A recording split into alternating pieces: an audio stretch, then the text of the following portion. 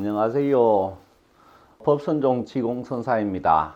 오늘 풍수 코너를 이제 마련해 가지고 우리들이 살고 있는 이 터와 나 자신의 상호 관계를 법을 통해서 우리 온 국민이 풍수 전문가가 되어 가지고 자기가 평생 살아가는 이 터와 이 보이지 않는 이런 이 공간과 이 모든 상호 관계를 터득을 해서 스스로 이렇게 터로 인해서 이익을 볼 수 있고 피해를 입지 않도록 해 드리려고 합니다. 오늘 첫 번째 시간으로는 이 풍수가 땅과 생명체 상호 관계라 가지고 복잡하고 또 이 땅은 이 하늘의 영향을 받아 가지고 이 천기와 지기와 여러 가지가 다 모여 있는 자리가 땅이기 때문에 이 풍수 영역은 이 인간의 모든 학문에서 가장 광범위한 영역에 속합니다. 우리가 지금껏 이제 풍수에 대해서 이렇게 알고 공부하는 건 너무 편협하고 너무 이 단편적이라 가지고 이게 이론으로 쫙 전개시켜 드리면 참 좋겠는데 이 유튜브 특성상 꼭 필요한 것들을 여러분이 상식으로 알고 살아가게끔 알려드릴 예정입니다. 오늘은 그 첫 번째 시간으로 우리가 이제 사는 자리 중에 좋다고 하는 자리 가운데 하나가 이제 큰 강이 보이거나 강 옆이나 호수 옆이나 또는 뭐 바닷가 쪽이나 이렇게 많은 대단지 아파트 단지들이 들어서 가지고 참 물을 보면서 사는 자리가 또 가치가 높게 치고 조망권 비롯해 가지고 이렇지만은 사실은 그런 큰 물가 근처에 살면은 해롭게 되어 있는 사람들이 있어요. 이 물의 영향력은 인체에 가장 큰 영향을 미치는 부분입니다. 왜냐하면 인체 수기가 물이 70%를 구성하고 있기 때문에 이 큰 물은 나의 심신 상태에 대해서 이 타고난 사주 이상으로 영향력을 미치는 힘이기 때문에 이걸 간과해서는 절대로 안 되니까 첫 시간으로 이 큰 물에서 살면 해롭게 되어 있는 사람들이 있어요.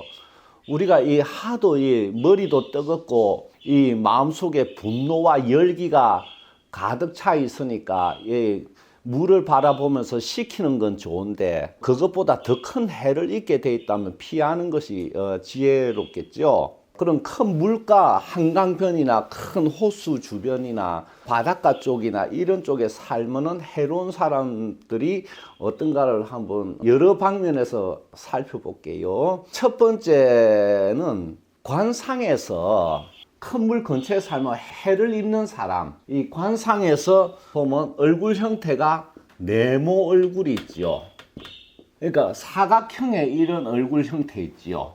또 턱이 뭐 이렇게 돼 있다 하더라도 이렇게 전반적으로 이게 사각형에 가까운 이런 네모 얼굴을 가지신 분은 강변에 살면 굉장히 해롭습니다. 왜냐하면은 이런 얼굴형은 오행에서 토에 해당되기 때문에 이 토는 물과 상극을 이루지 않습니까? 이 흙은 물에 휩쓸려 가니까 굉장히 이게 물에 가까이 갈수록 이런 사각형의 얼굴형을 가진 분은 크게 해를 입게 됩니다. 그래서 이런 분은 강변 근처를 피하시고, 두 번째는 뭐냐면은 입술에 이제 앵두 같은 입술이 있죠. 이 여성분들 보면은 통통하게 윗입술, 아랫입술이 통통하고 이게 좀 붉어스레하게 앵두 같은 이런 입술을 가진 여성이 이 큰 물가 근처에 살면은 수명이 굉장히 단축이 돼요. 왜냐하면은 그런 입술을 가진 사람은 이 인체의 주된 기가 새끼거든요.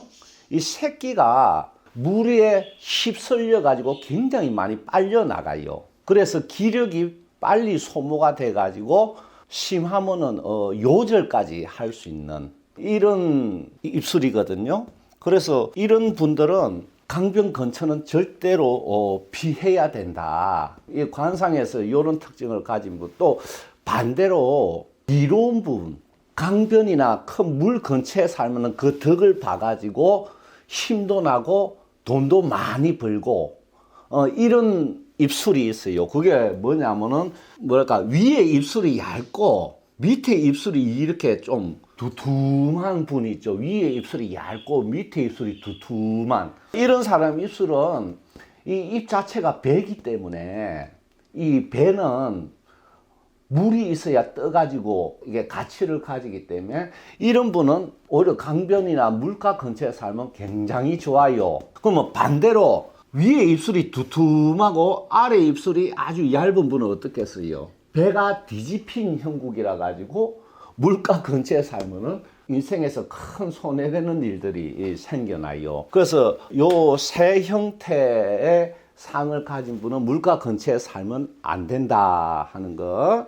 자, 그 다음에 사주로 살펴보면은 뭐가 있냐면은 낙정관살이 있는 분. 낙정관살은 우리 해인보살이 살에서 설명을 드릴 거지만은 이 낙정관살은 뭐냐면 물로부터 피해를 입게 되어 있는 그런 기운을 가진 살이거든요. 전생에 물로 사람을 이렇게 피해를 크게 줬다거나 물로 상대를 해쳤다거나 예를 들면 물로 빠뜨려 죽였다거나 이럴 때 이제 타고 나가지고 물 근처에서 살면은 반드시 그 물로 인생에 큰 피해를 입고 자칫하다가는 계곡이나 이게 강에서 수영하다가 물귀신이 발목을 쑥 끌어당겨 가지고 얕은 물에서도 익사할 수 있는 이런 살이에요. 이 낙정관살을 가진 분들은 이 물가를 반드시 피해야 됩니다. 그 다음에 또 수기가 강한 사람, 그러니까 사주에 보면은 사주는 저기 내가 태어날 때 이 공간에 음양오행의 구성 성분이 어떻게 결합돼가 이 몸을 이루었나를 나타내거든요. 그러니까 사주에 임수나 개수나 해, 자, 축 이렇게 이게 많은 사람들, 수기가 강한 사람들은 반드시 물가를 피해야 된다. 왜 그러냐면은 내 몸 구성 자체에서 벌써 물이 가득 차 있는 상태예요. 근데 물가에 살면은 이 수기가 너무 과다해져 가지고 나머지가 이게 손상을 입는다. 화나 목이나 토나 그죠? 금이나 그러면 거기에 해당되는 우리 삶의 인생의 필수 요소들이 이게 해롭게 돼요. 그래서 이 수기를 많이 가진 사람은 물도 많이 마시면 오히려 신장이나 방광 쪽에 암이 생깁니다. 그 의사들이 하루에 물을 무조건 많이 마셔야 된다 그러는데 그거는 물질 측면으로만 보는 저기 좀 문제가 돼요. 이 사주에 수기가 많은 사람은 절대로 물을 많이 마시면 안 됩니다. 하루에 한두 잔만 마셔도 마치 선인장 같다고 생각하면 됩니다. 물이 가득 들어가 있잖아요, 그 안에.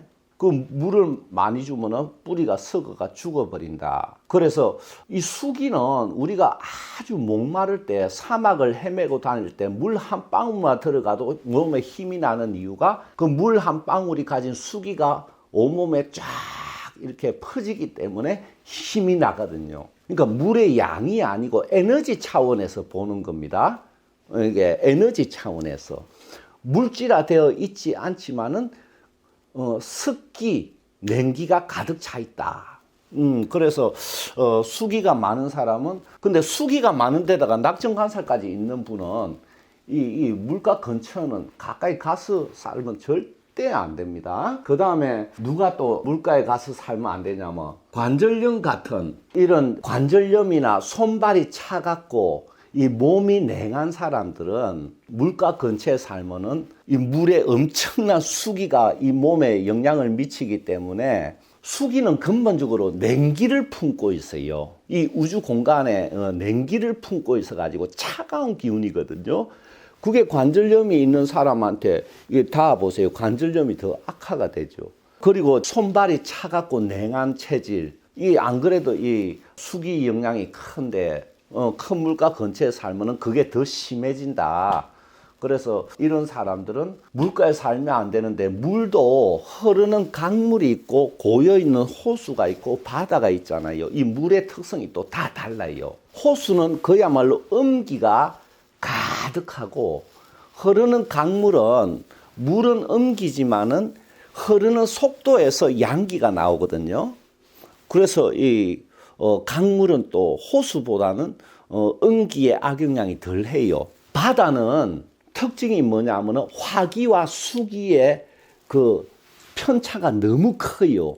여름에 햇볕이 바닷물에 반사대가 비춰오면 이 훨씬 더 그 열기, 화기가 강하게 와 닿거든요. 또 겨울 같은 때 냉기가 바다에 그 찬바람이 불어오면은 냉기가 또 온몸에 스며들어요. 온 집에 가득 차고. 그래서 그 편차가 큰 데서 오는 여러 가지 엄청난 악영향이 있기 때문에 옛날부터 바닷가는 풍수적으로 거주지로는 피해야 되는 지역으로 내려오고 그게 과학적으로도 맞고요. 실제 그 바닷가 근처에 살면 못 삽니다. 다들 그 바닷가 근처 주인들이 새 주고 나와서 자기는 저 내륙에 살아요. 그 바람이 찬바람이 엄청나요. 그래서 그 몸이 냉한 사람이 거기에 살면 더욱더 냉해져 가지고 여성분들 같은 경우에는 아기를 갖는데도 장애가 일어날 수가 있고 몸에 병이 생기면서 낫지를 않습니다. 그래서 관절염을 비롯해가 이 냉기가 몸에 닿으면은 해롭게 되어 있는 그런 사람들은 절대로 바닷가 근처에 살면 안 되고요. 또 심리적으로 보면은 타고난 심성이 좀 깔아앉았다고나 할까? 쉽게 좀 우울해지고 슬퍼지는 사람들.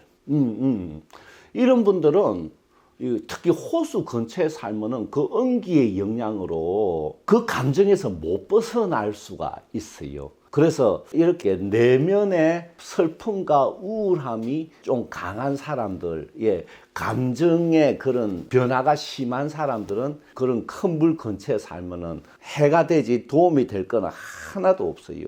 그래서 이런 분들은 뭐 큰 물도 피해야 되지만은 또 수맥의 악영향도 많이 받고 그러니까 이 수맥이 강한 곳이나 또 습지를 메꿔 가지고 이게 뭐 세운 그런 아파트나 그런 데 살면은 크게 해롭게 된다. 근데 이제 마음의 화기가 강하고 분노가 많은 이런 성품은 지금까지 말씀드린 게 해당되지 않으면은 물가에 살면은 좀 이렇게 분노를 깔아앉히는 데 도움이 되겠죠. 그리고 또 저기 연구원들, 왜냐하면 요수지자라고 했듯이 이 물은 지혜를 주거든요. 왜냐하면 두뇌를 식혀주니까 자연이 지혜롭게 돼요. 그래서 이 막 머리를 짜내 가지고 이게 연구해야 되는 그런 연구소 직원들 같은 경우에는 바닷가에 가깝고 또 강에 가까운 게 좋아요. 연구하다가 가열되면 그 보면서 머리 식히고. 그래서 그런 경우에는 좋지만은